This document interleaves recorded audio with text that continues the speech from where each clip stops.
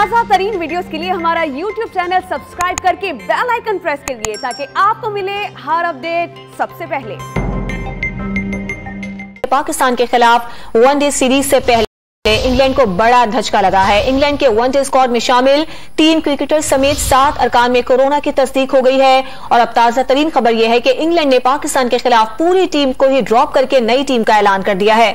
Ben Stokes को कप्तान मुकर्रर किया गया है। इसी पर बात करेंगे। डॉन न्यूज के नुमाइंदे इमरान सिद्दीक हमारे साथ मौजूद है। इमरान, बताइएगा क्या अपडेट्स आ रही है मजीद?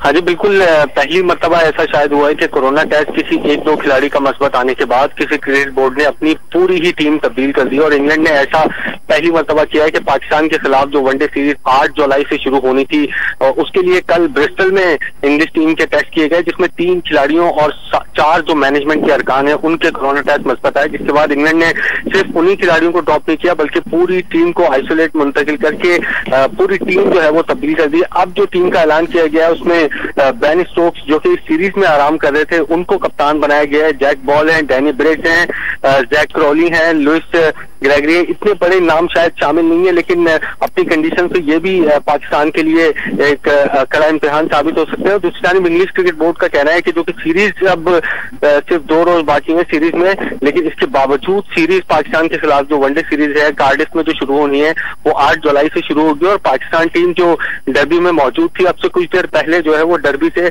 कार्डिफ भी रवाना हो चुकी है। जी इमरान सिद्दीक, आपका बहुत शुक्रिया।